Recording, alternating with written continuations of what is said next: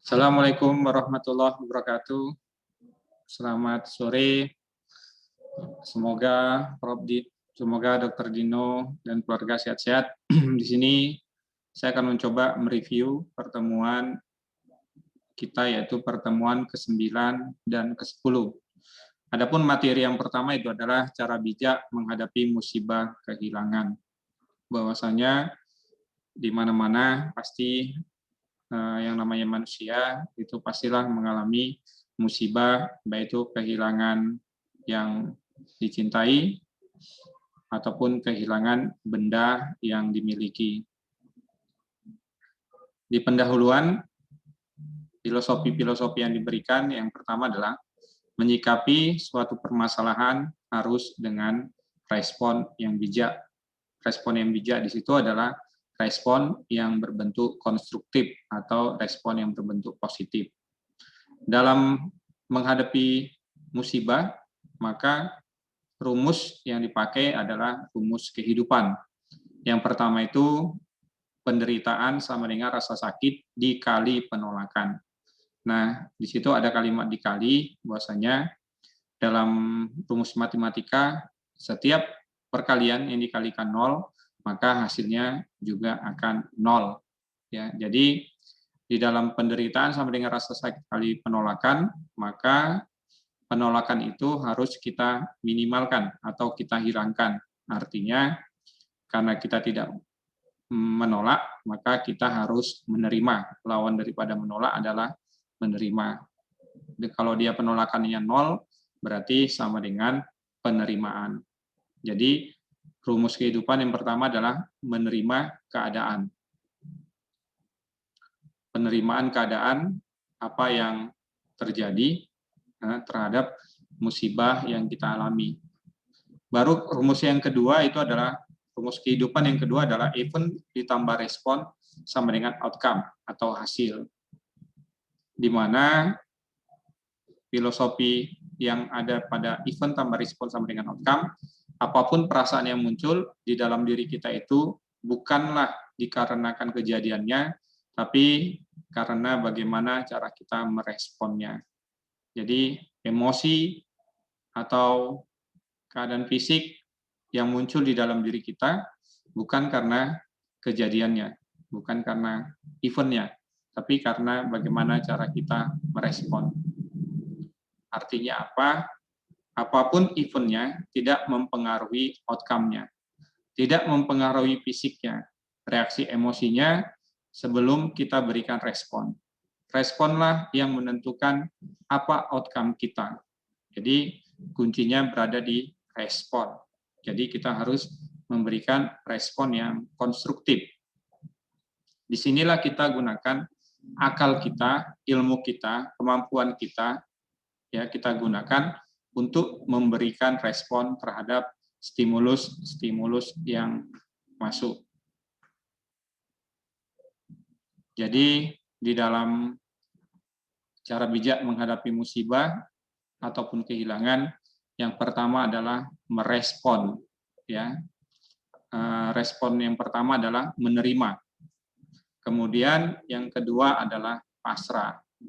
Pasrah adalah melakukan perbuatan secara optimal, namun hasilnya diserahkan kepada sang penentu atau pemilik. Ya, itu adalah pasrah. Jadi pasrah itu bukan tidak melakukan apa-apa, tapi kita sudah melaksanakan secara optimal, sudah melakukan hal yang terbaik, namun hasilnya kita serahkan kepada sang penentu atau pemilik, yaitu Allah Subhanahu wa Ta'ala. Baru langkah ketiga adalah ikhlas. Ikhlas di sini adalah kemampuan kita untuk memahami bahwa apa yang dianggap bernilai, apa yang dianggap yang paling kita sayangi, apa yang kita anggap itu yang paling kita cintai, hanyalah titipan, bukan hak milik. Jadi tugas kita dalam menggunakan titipan darinya adalah menjaganya, menggunakannya, dan bukan memaksakan untuk kita miliki selamanya. Yang keempat itu adalah sabar. Sabar itu adalah menunggu tapi tidak menuntut. Artinya kita menunggu prosesnya. Baru kemudian yang kelima itu adalah belajar pada pengalaman. Nah, jika kelima ini saya gunakan terhadap diri saya, ya, terhadap meninggalnya orang tua di Mekah sewaktu saya pergi umroh, maka respon yang pertama saya harus lakukan adalah menerima bahwasanya orang yang hidup itu haruslah meninggal, ya, haruslah dipanggil Allah Subhanahu wa taala. Nah, itu respon yang pertama, yaitu menerima. Yang kemudian yang kedua itu adalah pasrah. Nah, pasrah di sini saya tidak langsung down setelah meninggal, maka saya harus mengoptimalkan bagaimana orang tua saya dilakukan fardu kifayahnya. Jadi saya berusaha, padahal 3 hari sebelum saya pulang itu ada waktu 3 hari untuk mengkuburkan orang tua saya. Nah, di situ saya walaupun keadaannya bagaimana, malam itu saya harus ke kedutaan Indonesia, ya, harus mengisi data, harus pulang balik ke kedutaan Mekah itu untuk memberikan, karena saya adalah ahli waris, maka saya yang berhak menandatangani semua berkas dan di mana dikebumikan. Baru yang ketiga, saya ikhlas. Ikhlas di sini artinya kemampuan untuk memahami apa yang dianggap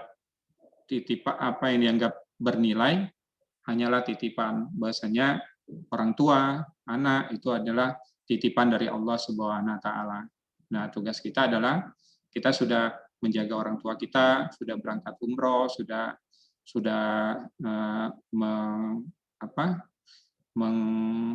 misalnya melaksanakan keinginannya untuk pergi ke Mekah. Jadi kita sudah melaksanakan itu dan kita sudah ikhlas. Baru yang keempat, sabar.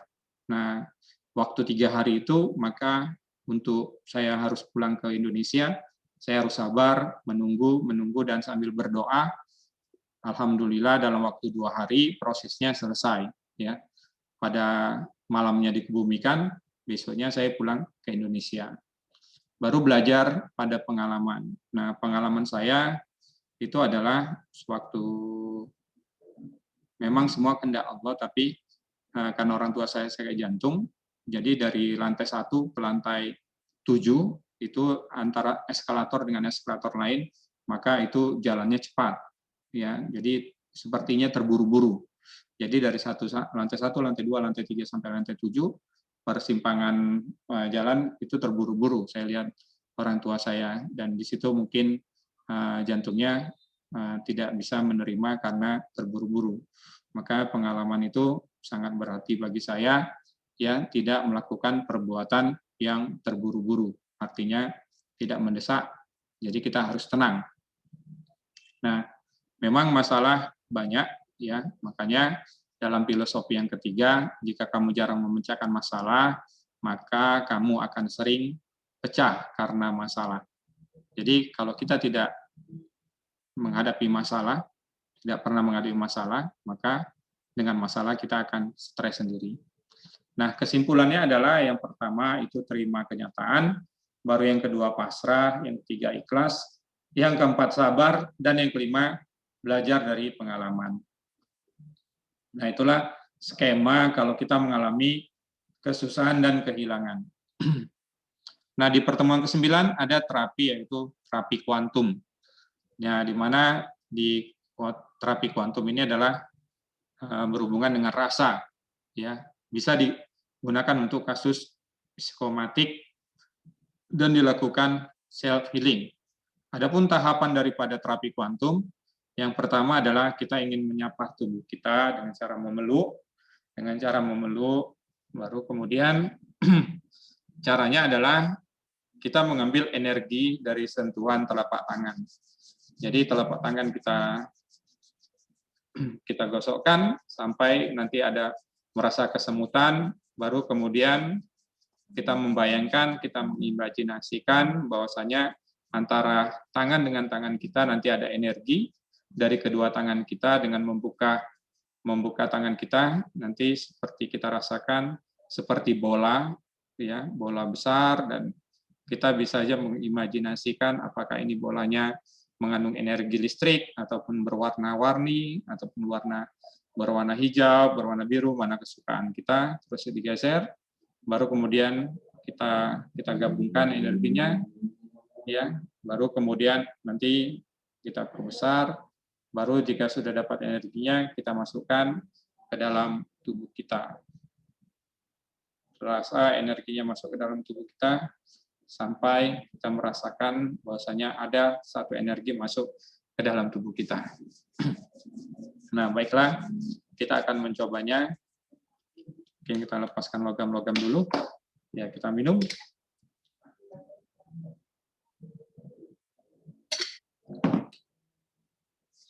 Tarik nafas. Relax. Fokus.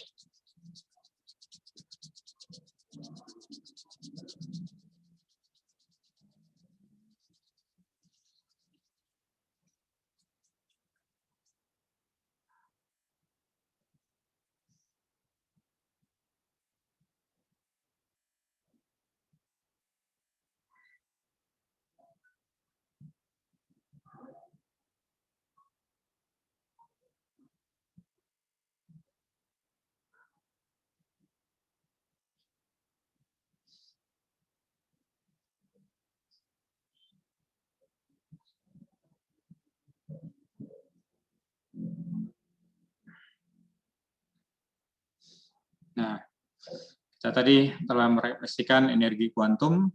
Ya, tadi dada saya agak teman cerita COVID, ya terasa tik, baru saya gunakan ini. Kita rasakan, kita apakan, kita imajinasikan bahwasanya ini adalah energi yang bisa mengobatin alarm. Jadi kita buat, walaupun saya sudah punya anchoring, ya. Nah, ini adalah skill yang baru. Kita bisa menggunakan terapi kuantum. Nah, itulah terapi kuantum yang diajarkan oleh Dr. Dino. Nanti mudah-mudahan terus akan kita tingkatkan konsentrasinya dan kita pelajarin, kita ulang-ulang, kita training dan testing sehingga menghasilkan skala yang maksimal. Yang kedua itu skillnya adalah visual quest. Nah, visual quest ini adalah untuk memilih antara dua pilihan, memberikan jawaban sendiri terhadap pertanyaannya, ya, terhadap pertanyaan-pertanyaan yang kita lakukan.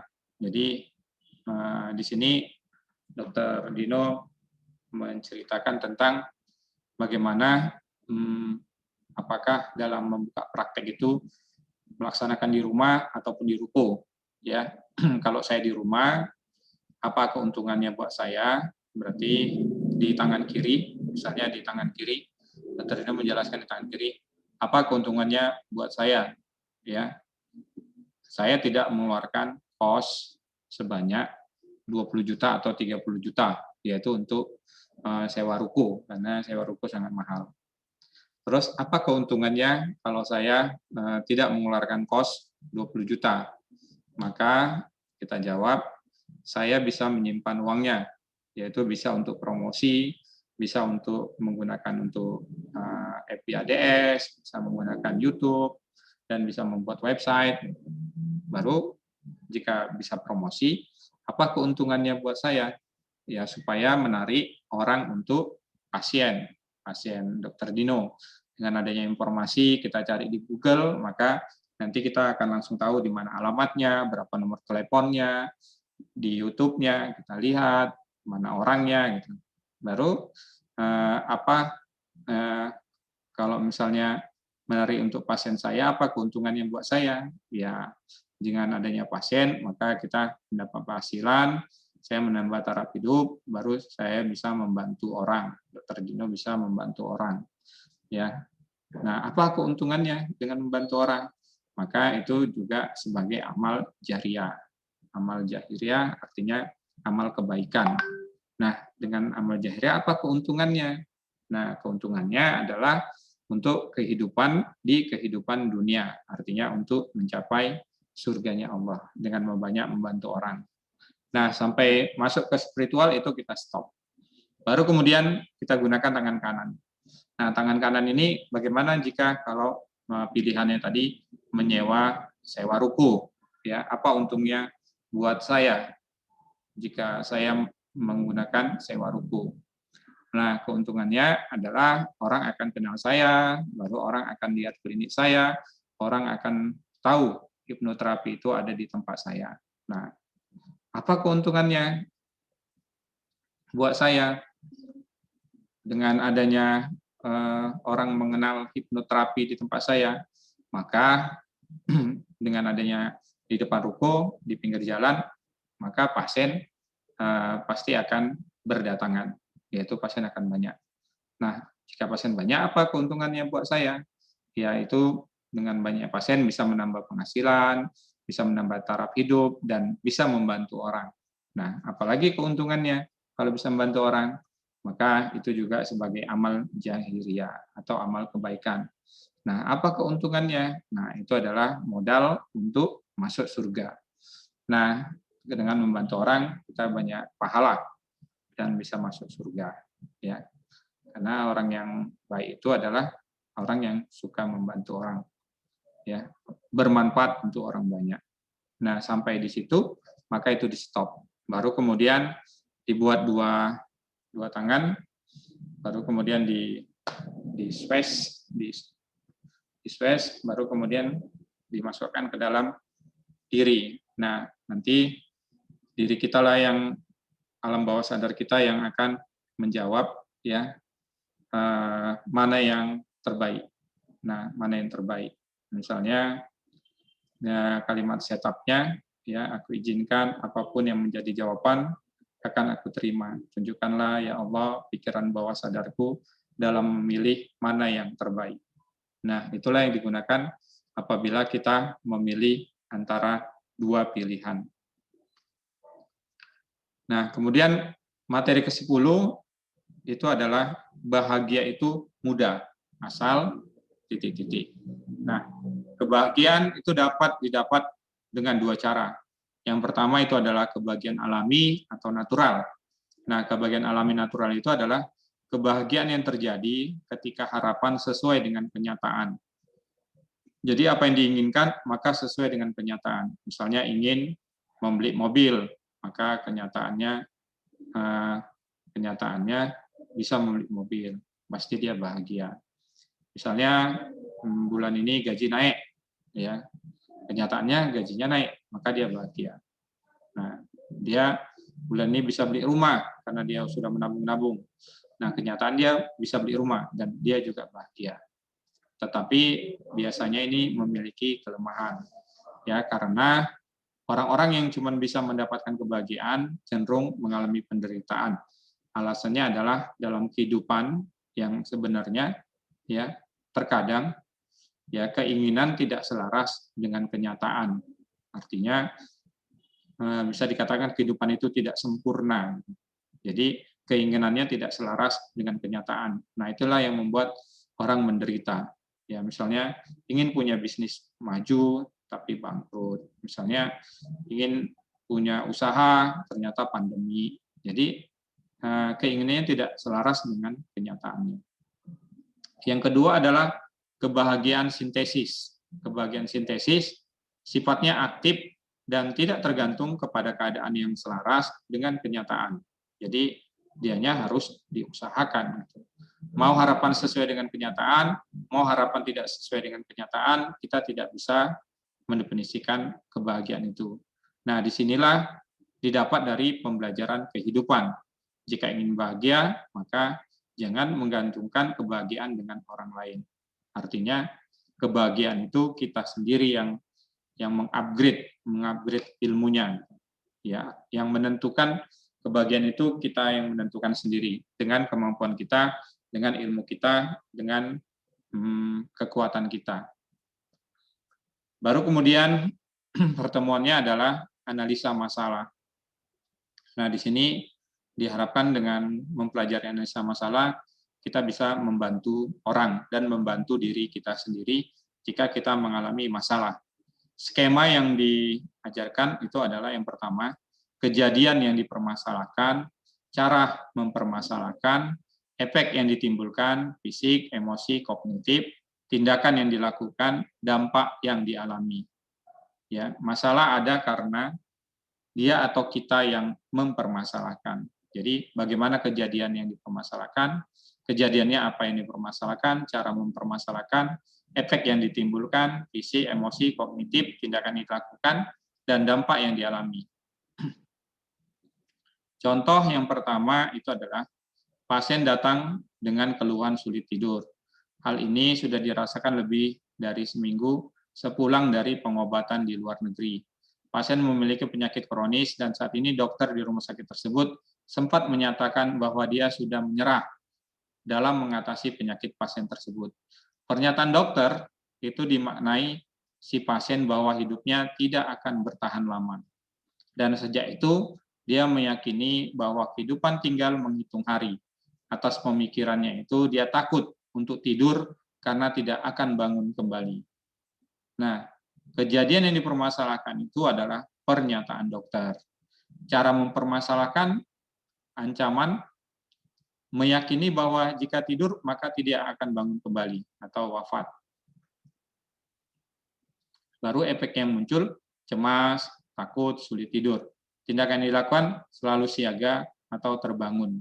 Jadi sangat susah tidur. Dampak yang dialami adalah mengalami insomnia, berat badan menurun dan lemas karena dia kurang tidur. Skenario yang kedua, kasus yang kedua adalah pasien datang dengan keluhan kecemasan yang berlebihan jika sendirian. Hal ini sudah dialami kurang lebih 4 bulan ini. Awalnya dia melihat di sosial media peristiwa kecelakaan lalu lintas yang sungguh tragis. Seorang ibu dan anak yang tewas ditabrak truk. Sejak peristiwa itu dirinya mengalami kecemasan karena dia mengasosiasikan bahwa dirinya dan anaknya lah yang akan mengalami peristiwa yang serupa. Ingin selalu di rumah karena takut untuk berpergian keluar rumah. Pernah satu kali dia pergi keluar rumah bersama suaminya dan mengalami panic attack, kepanikan atau kecemasan yang berlebihan. Nah, kalau kita ambil skema analisa masalah tadi, kejadian dipermasalahkan adalah kesendirian. Ya, cara mempermasalahkan adalah ancaman. Apinya itu adalah ancaman. Bahwasanya meyakini bahwa dia akan mengalami serangan panic attack atau kecemasan yang berlebihan. Efek yang muncul adalah cemas, takut. Tindakan dilakukan adalah gelisah, galau, merana. Dampak yang dialami adalah anxiety disorder atau kecemasan yang berlebihan. Kasus yang ketiga, ada cerita pasien dalam melahirkan anak yang ditangani oleh seorang dokter. Nah, sewaktu anaknya lahir, biasanya untuk mendahului atau agar anaknya bisa menangis, maka pertama sekali dokter akan memukul pantatnya agar anaknya menangis. Dan itulah awal daripada kehidupan seorang bayi. Nah, setelah itu kejadian ini dipermasalahkan, dokter oleh orang tua si anak, dokter memukul pantat anak. Ya, kenapa dipukul pantatnya? Nah, cara mempermasalahkan, dokternya jahat, kejam sama anaknya. Karena begitu baru lahir, yang ditunggu-tunggu itu anaknya dipukul. Efek yang ditimbulkan adalah marah, karena dokternya kasar. Tindakan yang dilakukan adalah memukul dokter yang membantu melahirkan anaknya. Wah, itu bahaya juga. Kasus lain, ya ini adalah cerita dari Dr. Dino, seorang anak pacaran dengan orang Medan dari Jakarta dan membawa cowoknya jalan-jalan ke Brastagi dan ikut dengan Dr. Dino. Di tengah jalan, anaknya ditelepon bapaknya dan bapaknya sedikit memarahi anaknya, mengatakan bahwasanya kamu anak-anak belum menikah, belum ini, kenapa jalan-jalan, dan udah nggak boleh pergi. Dan kemudian mereka pulang dan dia marah. Jadi di sini ada analisa masalah antara anak ke bapak. Ya. Nah, kejadian yang dipermasalahkan event netral. Kejadian yang dipermasalahkan eventnya adalah netral. pernyataan bapaknya bahwasanya dia seperti anak-anak, ya, masih anak-anak, tidak boleh pergi kemana-mana, ya, masih tanggung jawab orang tuanya. Cara mempermasalahkan dianggap anak kecil, menuntut dan menyalahkan. Efek yang ditimbulkan adalah kecewa dan marah. Tindakan yang dilakukan ngomel, nangis. Untung ada Dokter Dino yang bisa memberi memberi sugesti, memberi reframing, bahwasanya merubah yang destruktif menjadi konstruktif. Dampak yang dialami adalah nggak jadi pergi. Bagaimana bapak ke anak? Kejadian yang dipermasalahkan adalah anaknya oleh bapaknya, anaknya pergi ke Brastagi. Ya, cara mempermasalahkan bahwasanya mereka belum sah karena belum menikah. Ya, efek yang ditimbulkan adalah emosi kecewa bagi orang tuanya. Tindakan yang dilakukan adalah melarang anaknya pergi. Dampak yang dialami tentunya anaknya akan emosi kepada orang tuanya atau orang tuanya emosi ke anaknya. Nah, begitulah review pertemuan ke-9-10 yang bisa saya sampaikan. Lebih dan kurang saya mohon maaf. Billahi taufiq wal hidayah. Assalamualaikum warahmatullahi wabarakatuh.